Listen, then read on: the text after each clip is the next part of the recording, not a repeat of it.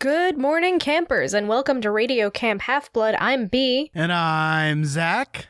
And this week, we read Percy Jackson, Sea of Monsters, Chapter 3, We Hail the Taxi of Eternal Torment.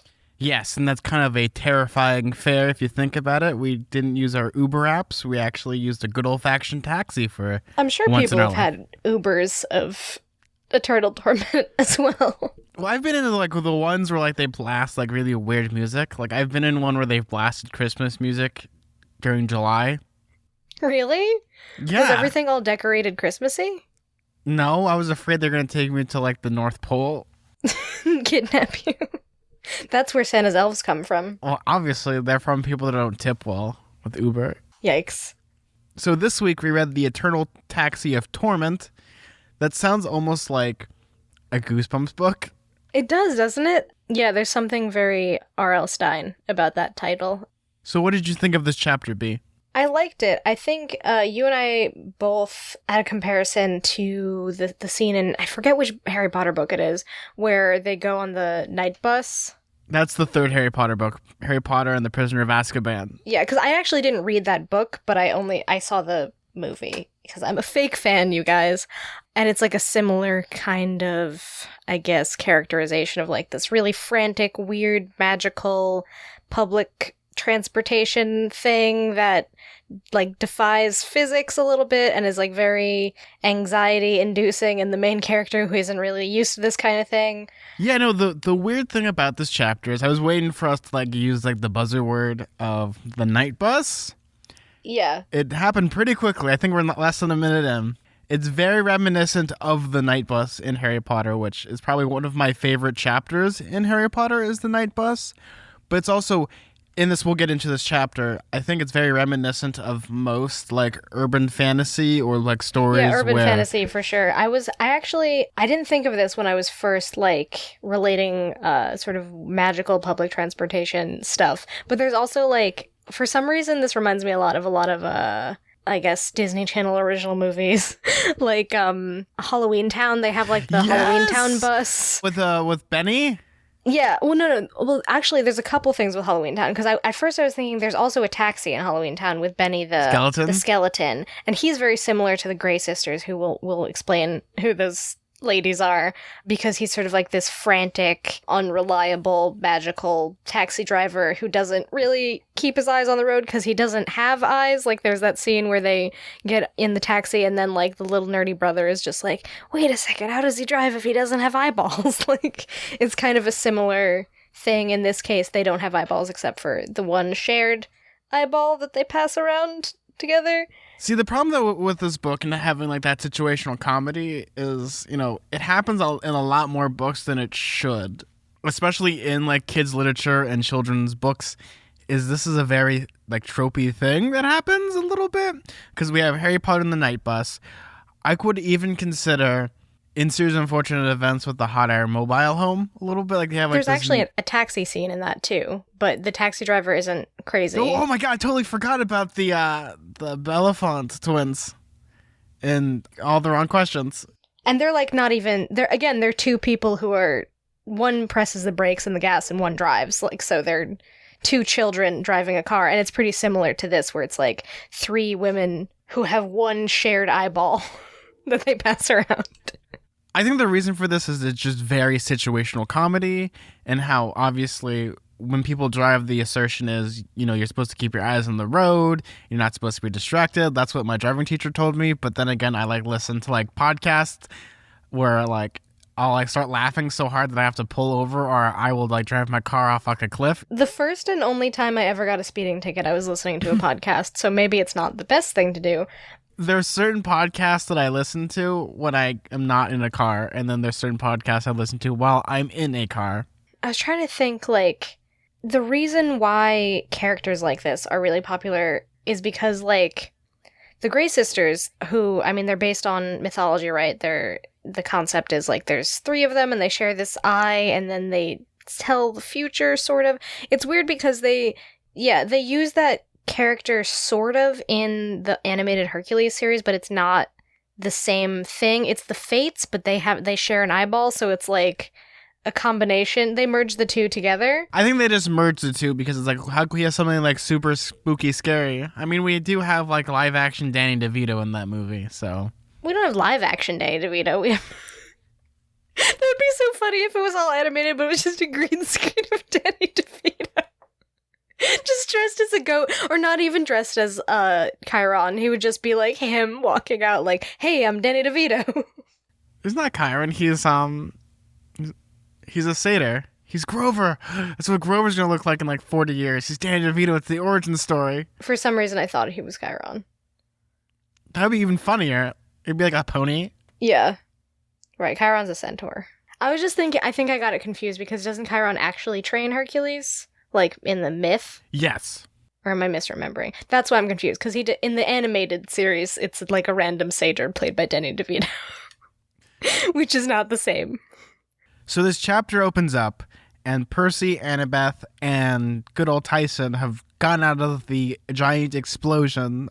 My favorite thing, though, is that Percy doesn't understand what's quite going on yet, and Annabeth kind of like fills him in and what the Lestrygonians are. Yeah, it's fun to see him oblivious again, because you kind of get this false sense of him being more comfortable with all this magical demigod stuff in the beginning of the book, where he's like, oh, like Camp Half-Blood is like where he feels like the most at home and his like the most like himself and where he belongs. Well, this sort of chapter does a good job in showing you that he still has a lot to learn as far as like the culture, and like, for instance, the way that like Annabeth is really blasé when she's like, oh yeah, we'll just call the three sisters, or the Grey sisters. I almost said the Real Weird Sisters, which is a different thing. Oh, not them, because they're so awesome. Yeah, that's true. They would probably drive carefully and safely. The Grey sisters are not helpful whatsoever. So yeah, Annabeth is like very used to this culture because she's lived at Camp Half-Blood for a while, and she was like, estranged from her family. So she's like super aware of all this stuff and kind of almost takes it for granted when she's like, oh, I'll call a taxi. And then this like puff of smoke appears. She's completely like nonplussed by it. Well, Percy's like, why are we going into this thing? And he's like asking a lot of questions, which again is like, we talked about this a lot in the first book, is like a great device, I guess, to use when you want to explain something to the audience without like directly just saying things to them. Like, it gives them an excuse to explain situations. Well, also it's like a good literary device that Percy Jackson is an idiot, or like he's a very basic human being. Because when you have characters that already know the world, it doesn't quite work, whereas you have a person that is like a fish out of water. Yeah, exactly. I always like to use the example of The Last Starfighter, which is a movie where it's about this kid that's really good at this particular video game, comes to find out that this video game is actually like a training simulation to help against an alien invasion. Mm-hmm. And he gets beamed up to a space station, and he finds, he is the only human there, and people kind of explain to him what's happening with the situation, and it works in that story. Same as with The Hobbit, and how Bilbo Baggins is like pretty much the average everyday man. Like, he wants to have like all of his breakfasts, and there's like no one wants to do an adventure. Like, the only thing that's weird about him is that all his family's gone on weird adventures except for him, and he wants to be perfectly normal. And then Gandalf comes, and he kind of like thrusts him in this world of elves, wizards, and dragons. And that's what works really well. It's a typical story, right? It's like this arc of going from like a nobody to a hero in some way. And then even though he's now a hero after the events of the last book, he's the Percy Jackson. He went on this quest. He's the son of Poseidon. He knows all this stuff. But it's like a funny juxtaposition to have him like be aware of those things and still like not be fully, I guess, integrated into like the obvious things that people in this world would take for granted. Like, oh, of course there's like a taxi service that consists of 3 Grey sisters who share an eyeball. And of course there's something, the Laestrygonians, who are like these giant cannibalistic monsters, are actually just called Canadians. You know what I mean? Which is the best part about this chapter, is the Laestrygonians. They're actually Canadians. And you know what? In my brain I was like, yeah, that makes sense. Do you think that Rick Riordan's trying to say that all Canadians are Laestrygonians? To our Canadian brethren out there, are there like, do you guys have like a Lestrygonian problem, or is there like hashtag not all Canadians? Not all Canadians. Like, is that going to be like the new stereotype? Oh, all you guys are like Lestrygonians instead of like hopping on your moose with your Mounties. Yeah, exactly. Yeah, no more stereotypes about, like, maple syrup or whatever. We're just going to be like, oh, wait, don't we have... I mean, we have friends in Canada, right? Like, Madeline, or Madeline, she's from Canada. Are you a Laestrygonian, Madeline? If you are, you have to tell us. You have to tell us. It's legally required for you to tell us whether you're a giant, cannibalistic, mythical Greek creature. That line was probably the most, like... R.L. Stein that this chapter got, where it's just like this weird throwaway line, like the implication that an entire country is actually just like these mythical creatures. But that's like such a kid humor thing, especially like, I don't know about you, but like the idea of just saying Canadians is just really funny to me, because it could be like anything. It could be like, it could be like a small island in like Iceland, but it's like all of Canada, America's hat. But I think it's like one of the funniest things about this. Yeah, the jokes about Canada are definitely like a young person thing, where it's like, oh, they're all on Mounties and they eat maple leaves and Tim Hortons. Hey, I'm sorry, but for all the Canadian listeners out there, you guys have like the best currency. It smells like maple syrup and is plastic. Yeah, it's pretty good. How can we even compete with that? So to all our Canadian brothers out there, we respect that you guys are all Laestrygonians. It's okay, okay. We still love you. This is what I would call a chapter of Percy asking a lot of questions, because he is all confused about what just happened with the Laestrygonians. He doesn't really know what's going on. And this is also like a super common thing you see in like kids' books or movies, where it's like, we don't have time to explain, like where the main character is constantly like, wait, what's going on here? And I don't explain the thing about what are Laestrygonians and why are the monsters and who's... I hate that. That is such a stupid trope that needs to die. I feel like I understand the reason why it's there is because it's supposed to be, we're gonna have like dramatic tension. Yeah, you'll find out eventually. But it's like, just say it. It's almost like you have time. Yeah, just say it. I know it drives me crazy a little bit.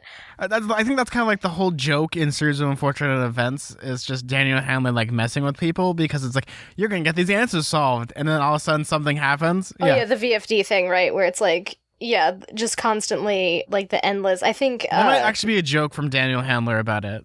I mean, it's like that like, nursery rhyme kind of song where it's like, there's a hole in the bucket, and, like, there's a hole in the bucket, but then fix it, but then it just, like... And no matter what you do to try to fix the hole in the bucket, it cycles back to the fact that you can't fix it because there's a hole in the bucket kind of thing, and it's like, that's what these plots are like, where...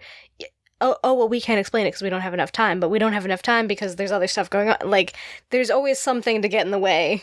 Like, the time you say you don't have enough time, you could have already explained the thing. Right, exactly. That's kind of frustrating. I get that it's a joke, though. I think it should be a trope that needs to die, unless it's like a tongue-in-cheek thing where it's a very, like, it happens maybe once during the book. Do you think that it's a tongue-in-cheek thing in this example, or is it, like, not self-aware?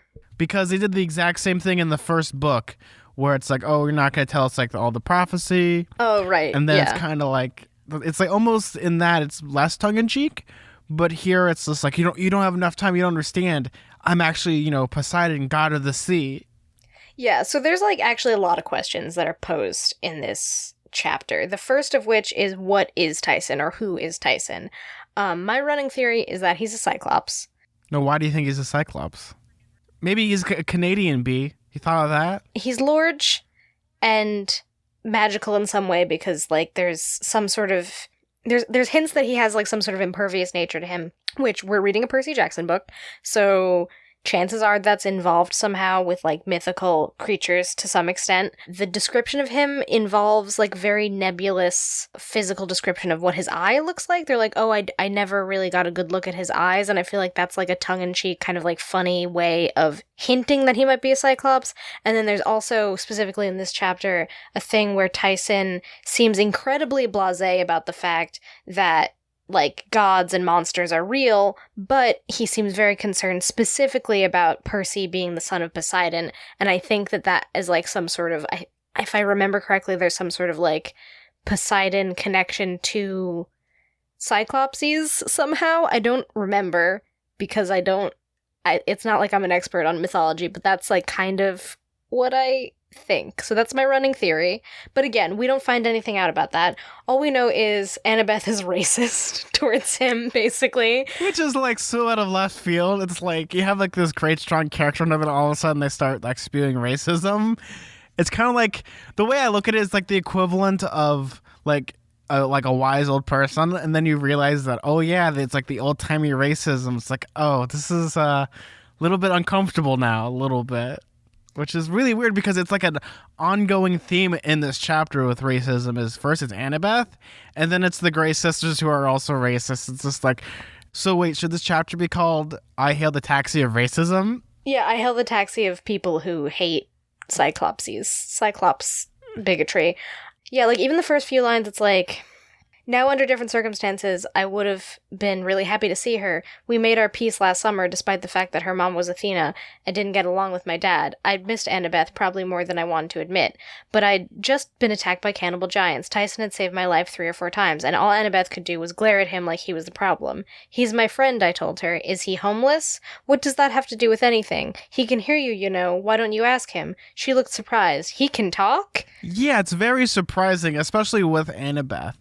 And how in this situation, you know, she's a very smart person, very competent, and then she starts saying all this weird stuff. Strengthens my theory that he's some sort of quote-unquote monster in some way, like that there would be like a bias against him and that she would be like, oh, well, he can talk. Like, obviously he's not a demigod because his physicality and his abilities seem different than a demigod's. The one thing I've noticed when it comes to like reading children's books is kind of like the tiptoeing through racism, I like to call it, instead of like tiptoeing through the tulips.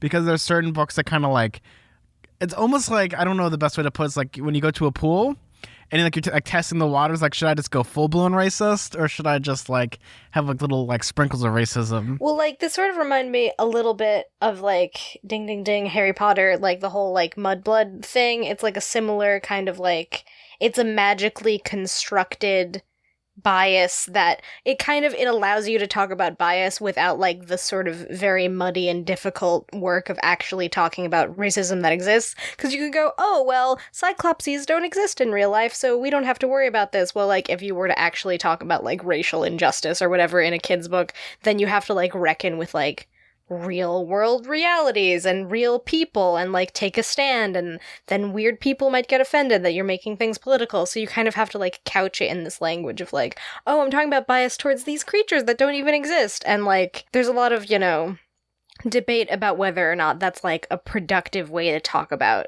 bigotry, I guess. Well, then the problem though is like there's like the warped sense of reality almost with that. It's like, oh, because they're mythical creatures, you know, you could apply like that teaching of like racism to just mythical creatures and not really in a realistic setting. Right, yeah, like you might not extrapolate that. Like I'm sure there are plenty of people who read Harry Potter and they were really sad that Dobby was treated that way, but they don't make the same connection to like the way that like indentured servants are treated or whatever. Like they're not making that leap mentally. Well, they're not making that leap. They're just like, they just associated with Dobby rather than like an actual person that was like, yeah, guys, did you know slavery was a thing? Man, we should like really stop this thing. It's like this weird counterintuitive thing where it's like, we should stop like dehumanizing people who are different than us, and therefore I'm going to use a metaphor where this person who is being like oppressed in some way because they're different is literally a monster. So like that's kind of like almost an offensive thing to do in a way where it's like, oh, he literally is a monster. So now I think maybe because Tyson being a monster, I'm just going to just assume something here, and this is my assumption because I haven't reread the books in a couple of years, and I want to say each Percy Jackson book deals with both a, you know, mythical thing but also a very mortal thing, such as in the first book. It's pretty obvious the first book's about domestic abuse, almost. Like, that's right, like the yeah, mortal thing. That's true. Maybe Sea of Monsters has to deal with racism? I don't know. I mean, like, maybe.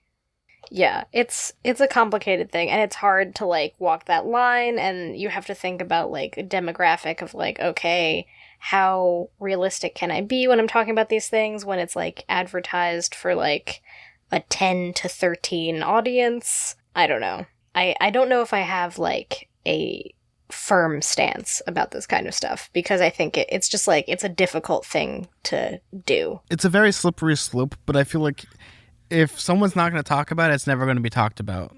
We don't know what we're talking about here. No one has the answers. Like there's no There's no way to be like, oh, well, you shouldn't talk about this in a kid's book, or, oh, you should be more firm in your stance in kids' books, and you shouldn't use metaphor to talk about bias. You should talk about the way actual people are treated, and it's like... Then that's kind of like, almost like I would call it like the Sesame Street argument of having... Annabeth says all this racist stuff, and then Percy's like, hey, that's racist. It's like a very special episode kind of thing. Well, then they stop the whole chapter, and like Percy like looks at the audience and starts to explain, racism is bad. It affects everybody. No one wins in the situation. Yeah, I always think about, they kind of made fun of that a little bit. And did you ever watch the show Dinosaurs? Yes, I love dinosaurs. There's like an episode that's like anti-drug, and it like makes fun of it a little bit because like the guy dinosaur just like pauses in the middle of the episode and is like, hey, we had some fun here today. But drugs are bad. And like, I do think that can be a little hokey and like embarrassing and not exactly do a good job of teaching kids to like learn the lesson you're trying to teach. Well, at that point, it's just like, might as well just have the whole episode be about that rather than having a narrative. It just makes sense in the narrative that Tyson is treated this way because they're trying to establish that he's like different than a demigod, I imagine. So like they're trying to like show there's a certain culture of like, oh, demigods get treated this way, but then, you know, again, I'm operating under the assumption he's a Cyclops, but yeah, I mean, I think it's pretty well confirmed that he's some sort of monster of some variety because he exists within this mythical world, but he can talk, but he's not a demigod because he's different, and they make him... Because if he was a demigod, then they wouldn't say, we don't take your kind, so his kind is not the same as Percy. I know in Star Wars how they fixed racism is with a lightsaber and an arm being chopped off. Can we fix racism that way? Can we just go around and like lightsaber all of the Nazis? Can I have that t-shirt actually? It's like lightsaber the racists. Sure, if you want that for Christmas, if that wants to be a Christmas present. I think Elliot definitely wants that shirt. 100%. So moving from this, they get into the taxi.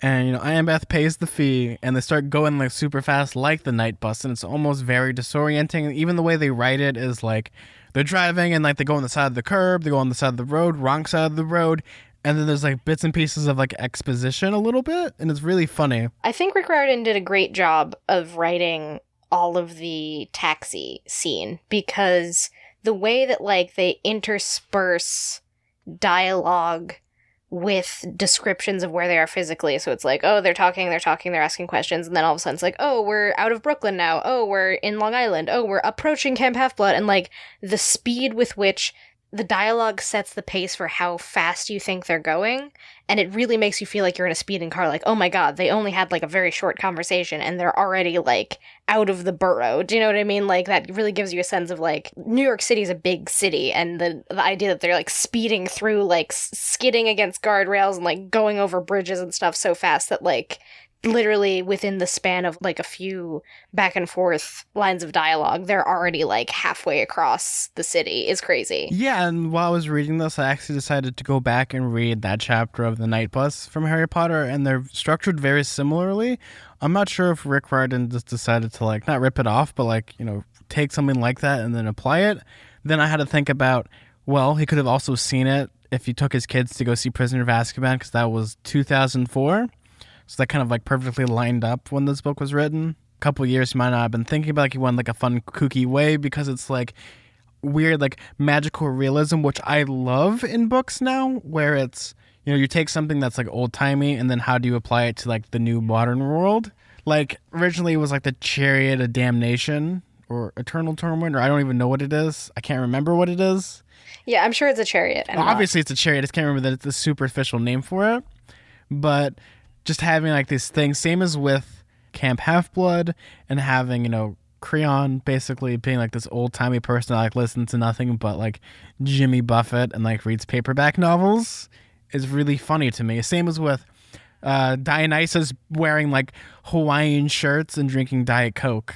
I think is a really fun little thing to have. My favorite thing about these books so far has been Rick Riordan's ability to write urban fantasy, to write like this perfect, interesting blend of like mythological like stories within a modern world and kind of mapping that on somehow in a way that like makes sense. So like, oh, instead of chariot, it's a taxi. Instead of like, I don't know, the demigods training somewhere in like an arena, they go to a camp every summer, you know, like it's modern versions of these things that are like ancient that I think he does a good job of like figuring out what the modern equivalent would be.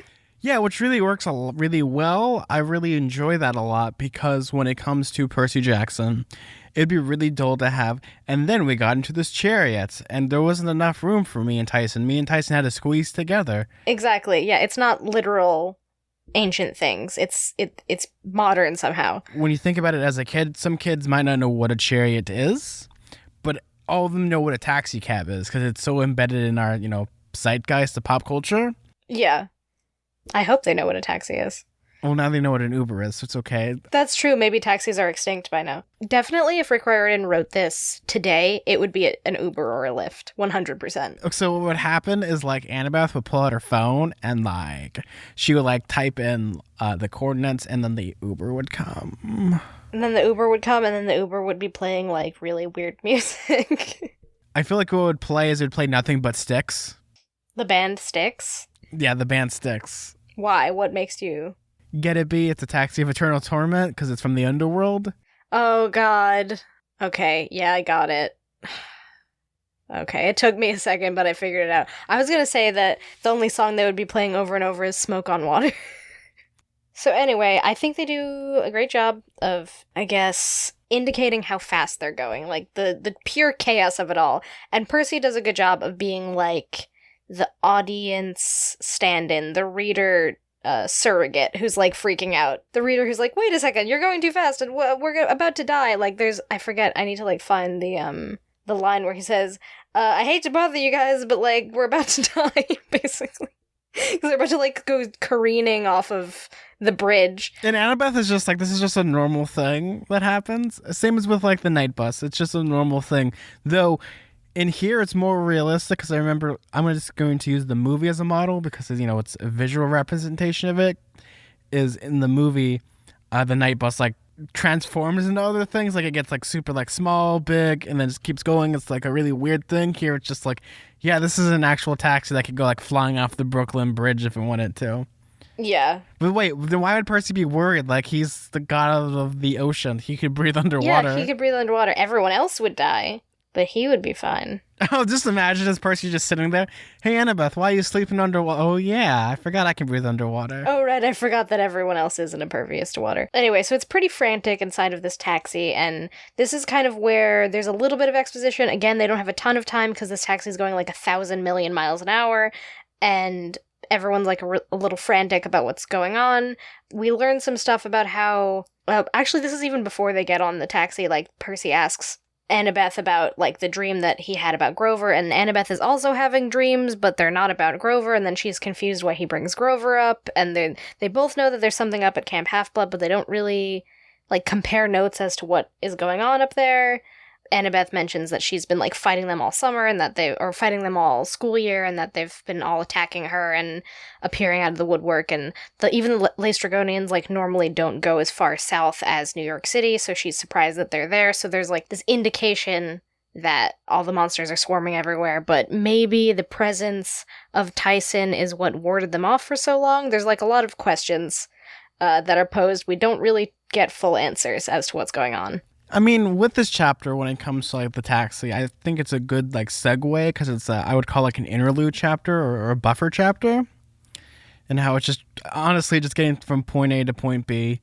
Though when it comes to these dreams, I find it really interesting because, like I said before, dreams can sometimes be the gateway into like the future or just time itself in Greek tragedies or plays. Right. The Greek tragedy thing is that dreams aren't ever just dreams. No. In Greek plays, they're very important. There's something like you should keep in mind, as well as it's kind of weird that, Annabeth is having dreams and Percy are having dreams that are different, but it makes sense because in The Lightning Thief, Percy was dreaming all about Kronos, even though he kept saying like a spooky pit. And I like that about this chapter is that there's a lot of very snappy dialogue. There's a lot of like funny like little one-liners. There's a lot of fun little situational comedy that happens with the Grey Sisters and Percy, because, the Grey Sisters are just trying to get the eye so they can all see, and it's really funny. I can see why they incorporated it a lot in Hercules, because it's the creepy funniness of it, because in Hercules... Yeah, it's creepy and funny. Yeah, the dynamic of them bickering over the eyeball is very funny and also gross. And it also adds to the stakes of the situation where, like, they're not leisurely sitting in a taxi like, hey, by the way, what are you talking about with the location I seek? Instead, they're, like, busy fighting and, like, almost crashing into a tree or whatever, so they don't have time to really answer him. Which works perfectly because the Grey Sisters start to give him a prophecy, prophecies aren't always what they seem to be. And that's perfect for here because they're not helpful, but, Percy is just like, just give me that darn prophecy, to the point of where the eye pops out and Percy grabs it. He blackmails them with the eyeball. Yeah, basically, they're explaining how smart they are, and because he's, like, questioning their ability to drive this taxi because they're all yelling, and then Annabeth is like, don't worry, Annabeth told me, sounding pretty worried, the Grey Sisters know what they're doing, they're really very wise. This coming from the daughter of Athena, but I wasn't exactly reassured. We were skimming along the edge of the bridge 130 feet above the East River.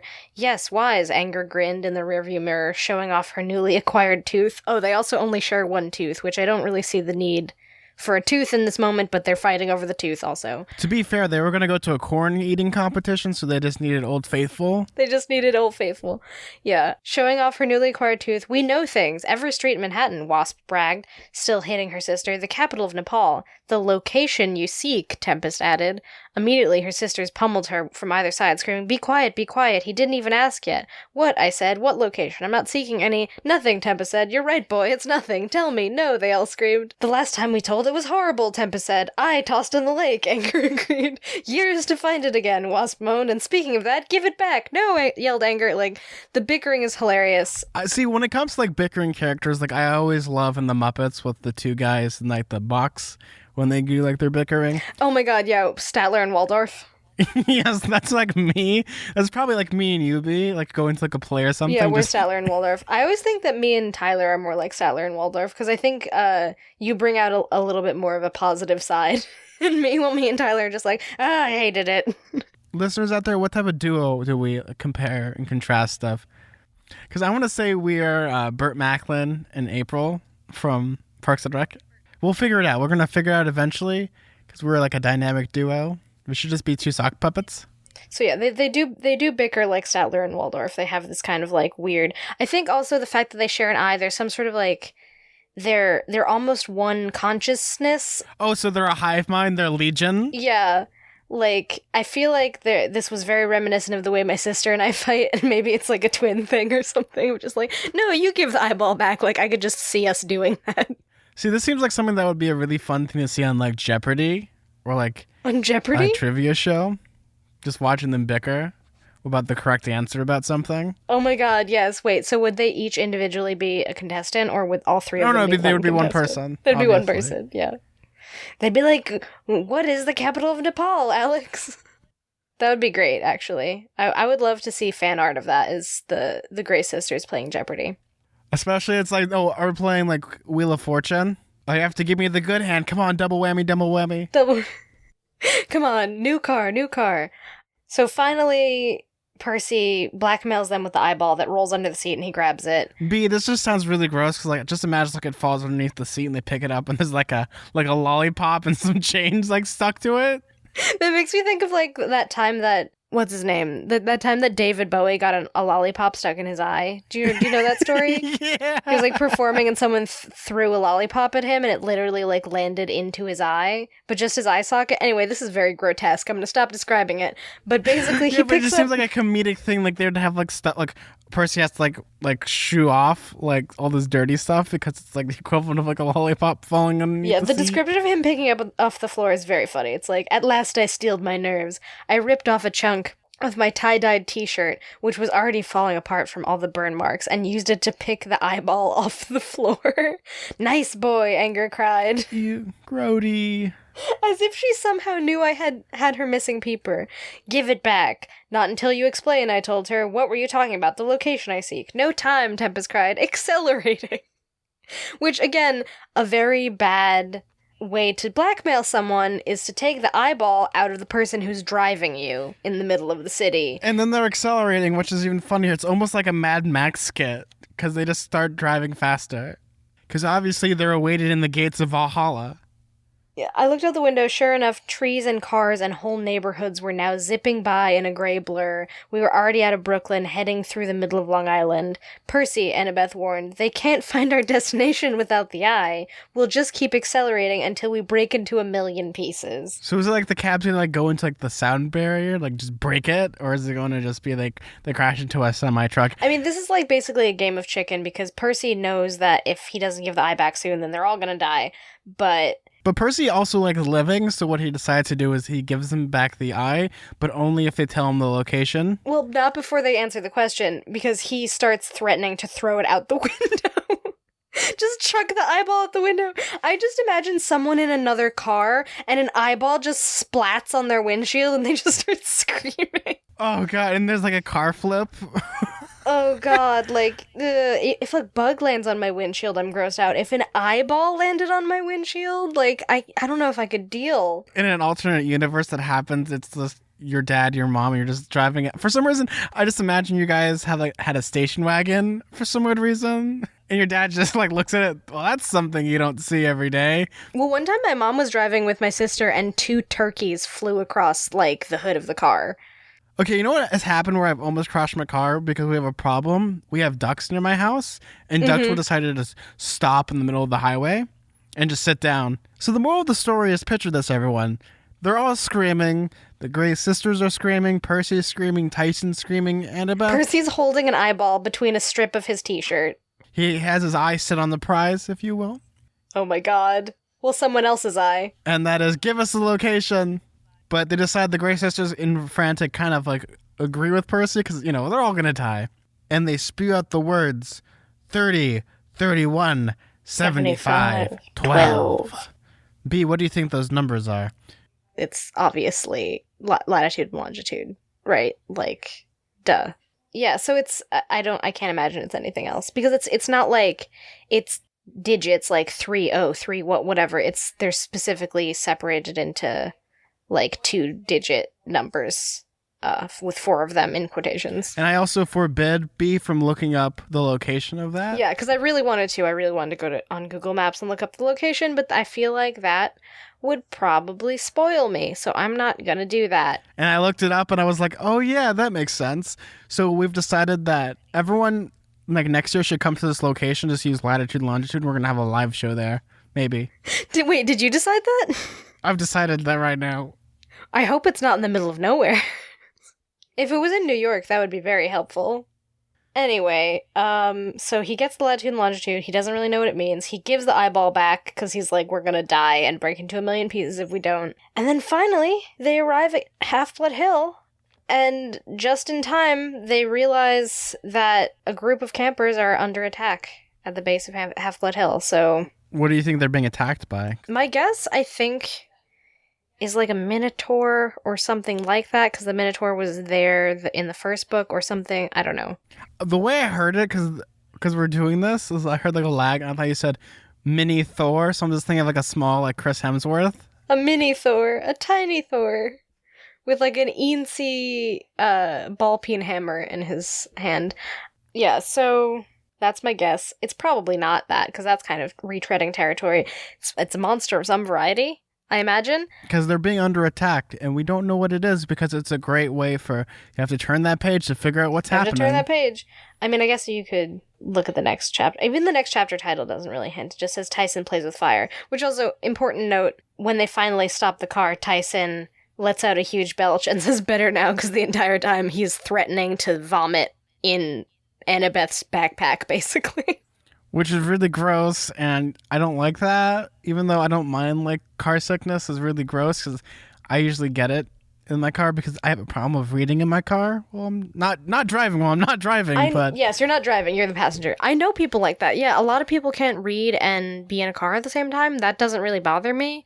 I know a few people who can't do that for what it's like messes with your perception of, like, movement. I think I told you this already, that my My dog used to get car sick, and it was not fun. Oh, that's gross. Ew, grody, da. So let's not even talk about it. Oh, God. Ugh. He was a cute dog. I loved him, but he was not fun when he threw up on me.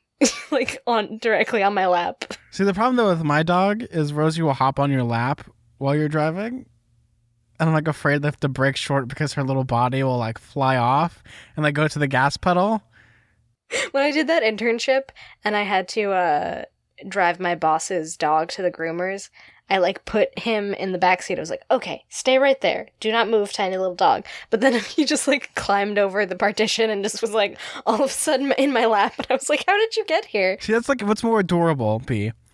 Having a dog sitting in your lap or having, like, a little tiny, like, dog car seat that you have in the back that you, like, put your dog into? A dog car seat.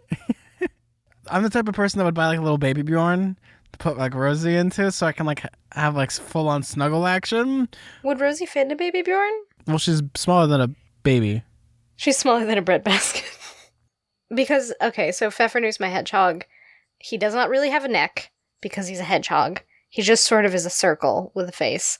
But I want to, like, get him outside because now it's, like, warm and he can go outside without it being a danger to his health. And there's really no way to walk him other than if we got a teeny tiny little baby carriage and put him inside. My question to you listeners is, how crazy would I be if I had a hedgehog baby carriage? It's like a house hunters couple that's just like, hi, I podcast. Our budget is $5. Here's our pet hedgehog. We roll him around inside of a baby carriage. I just, like, imagine, like, you and Elliot are just holding hands and holding a little baby carriage. It's like, oh, it's so cute. Let's see the baby. What is people that? lift up the little, like, the little awning, and then underneath this Pfeffernuss with, like, a little bonnet. Is this your child? And you just, like, both look at them? Yes. In, like, unison. And then you walk away. Yes, he's ours. Our boy, our son, our prickly child. Anyway, how did we start talking about pets? We just made, like, a fan art, so someone should make that. The most beautiful couple in the world. With their hedgehog in a carriage? Yes. Yeah. So, B, what is the name of the next chapter? The next chapter is Chapter 4, Tyson Plays with Fire. I hope he doesn't get burnt. He's probably going to use fire to fight the monster creatures. B, I figured it out. He's a firebender. Yep, that's what it is. That's why they don't like him, because he's a firebender. We already learned that he's impervious to fire, so I don't know if he could, like, heave fire. I don't really know what magical properties Cyclopses have or other creatures. You haven't read his stats yet, you know, in his D&D player's manual.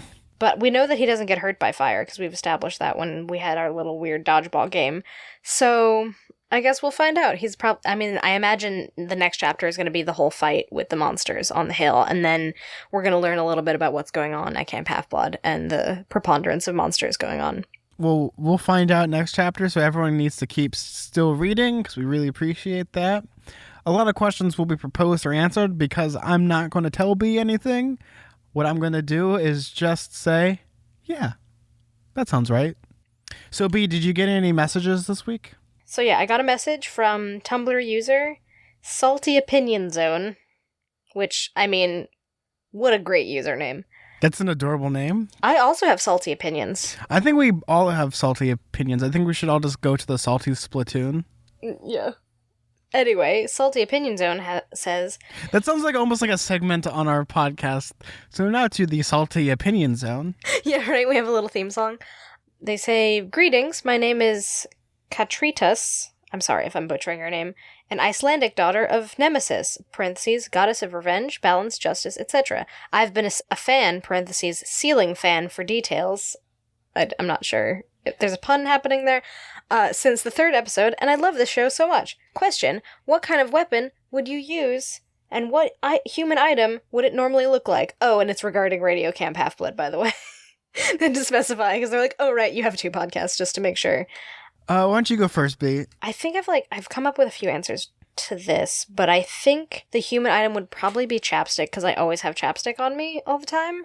And the item, I guess the weapon would just be a weapon I would want to have, which is like a crossbow, probably, or some sort of bow and arrow situation, because I think I would like ranged weapons better than like, sort of like melee weapons, so I wouldn't want like a sword or something.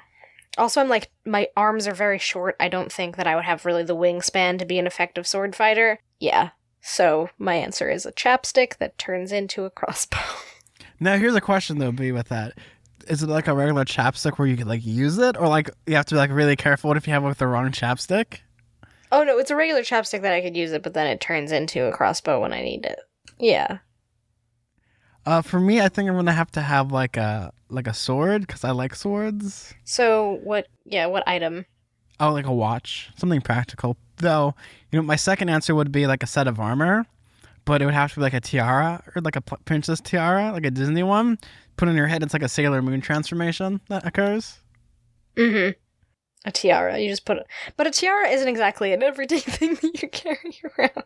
Yes, it does. What are you talking about, B? No one's going to okay, if you just like put on a tiara and then all of a sudden you have armor, like no one's going to question that. Like getting that through security would be like the easiest thing. It's like a princess tiara. Like everyone's going to be like, oh yeah, obviously. It would be adorable too, because then I'd have my Sailor Moon transformation.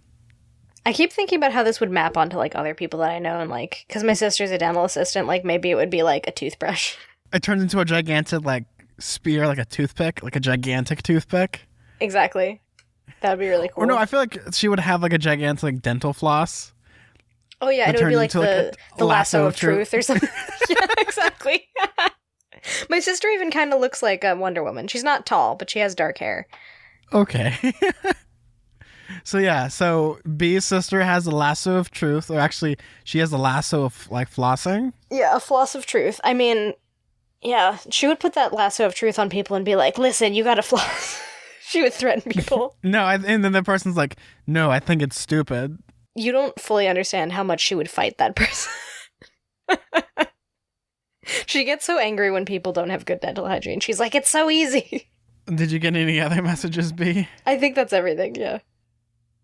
So from Alyssa, Dear Zack and B, in the most recent episode, when B suggested the genetics on demigods, I had to draw it on the nearest thing to me. The nearest thing to me was a napkin. Keep making fun stuff, please. Thanks, Alyssa. And they actually had the pundit square. I don't know how to read pundit squares, but I'm going to put it in our show notes. It's an adorable little picture. Yeah, because it's like the small letters represent a recessive gene and the big letter represents a dominant gene. So like 2 dominant genes means that gene, and it's complicated because sometimes dominant genes can like coexist with other genes. So for instance, like part human, part god, half human, half god. It's not like they just completely inherit being a god. Anyway, it's complicated. We'll post in the show notes about what it looks like, but I also don't know how god genetics works, so it's probably not 100% accurate to canon, but that's exactly what I was picturing is the image that our listener sent in. Other than that, we got a very lovely message from a listener that really enjoys our show. Liz has been a listener for a long time. She actually sent us a very adorable message asking us about podcasting, and she actually made a video just for B. Well, not just for me, just for Unfortunate Associates, I guess. A long while ago, actually, we made some sort of reference about how it's possible that the characters from Unfortunate Events could, like, map onto the 7 deadly sins, and she actually, like, went through the characters and decided, like, what of the 7 deadly sins, like, corresponds to which character, and she had like a lot of interesting like justifications for like which character fits what. So I thought that video was really funny and nice. I liked her candor about Unfortunate Associates, where she was like, this really great show. I mean, I've only listened to a few episodes, so I don't know about the rest of the episodes. Like, she didn't want to speak to the quality of the later episodes. She just knew the ones she listened to she liked. So I like that level of honesty. Same as with, like, she has, like, a friend that goes on, and they made, like, a little Hobbit drinking song, which was super adorable.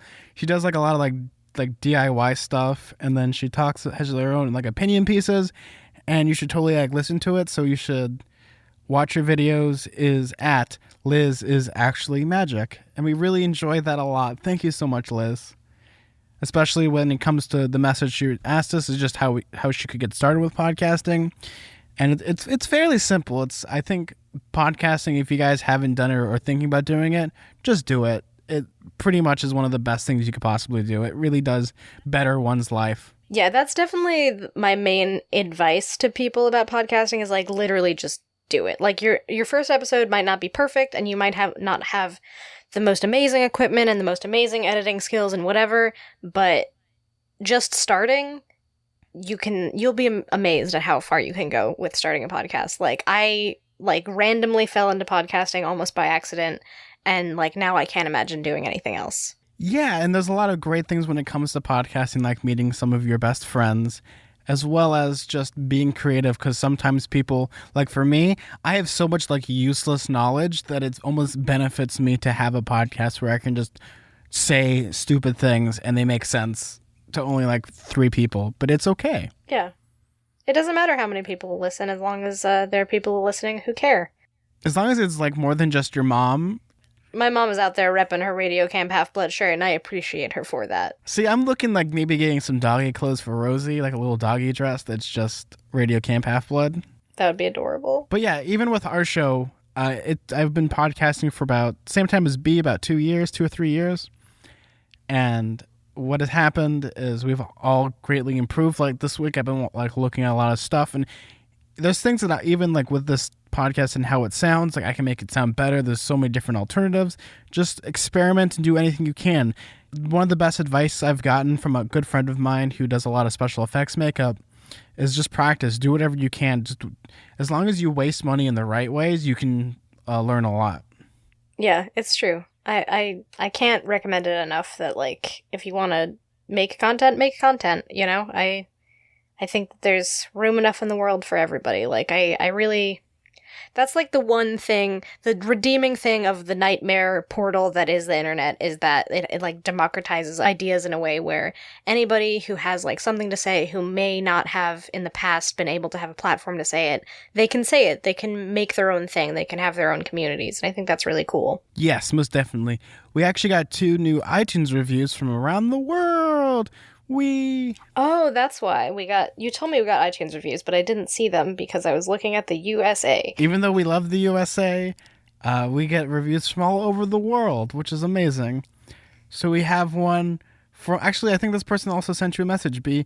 Cartus, daughter of Nemesis. So they have, the tagline is, great show. So what she wrote was, love the show. I was considering drawing you 2 at some point, but then I remembered that I have no idea what you look like. I love that message because it's just like, I always forget that people who listen to the shows that I'm on don't necessarily know what I look like. Well, I mean, if you go on our Twitters, we both have our respective photos on there. Yeah, that's true. I do have sunglasses on, so it's hard to really see what my eyes look like. Well, for me, I have an adorable sock puppet of Quovoth from The Name of the Wind. Yes, you do. You do have a sock puppet. We look like our cover art, right? We kind of do. Yeah, we do. Just take the cover art that we have and then just apply it to a drawing. My recommendation is please give me a cool sock puppet, because sock puppets rock. So the other message that we got is actually from a Lestragonian. It just says, the tagline says, is good, and the bottom says, it's just good. Hey, person of few words. I appreciate that. Hey, I like it. It's short and sweet, and the person's named is Wazd. Thank you for your thoughtful response. So yeah, I think that kind of wraps up this episode for this week. Yeah, I think so. Where can they find you, B? Yeah, you can find me on Tumblr at twinpoetry.tumblr.com, and you can find me on Twitter at bkellygorman. If you want to follow me on Twitter, you can follow me at Suda41. That's SUDA41. If you want to email our show and send us more Iris messages, you can email us at radiocamphalfblood@gmail.com. Or if you want to follow our Twitter, that's at halfblood_radio. We really appreciate it. If you send us any messages or even tweet at us, we'd read them on the show. We read everything on the show. If you want to donate to our Patreon, just find us on Patreon. Just type in Radio Camp Half-Blood. We're the first people to come up. We have a lot of stuff in the works. We really appreciate it. Thank you guys for listening to another wonderful episode of Radio Camp Half-Blood. Well, I have to go hail a taxi. I'm Zach. Be careful. I'm B. Hey, look, it's here. Oh, man, the bling sticks. Bye, everybody. Bye, guys.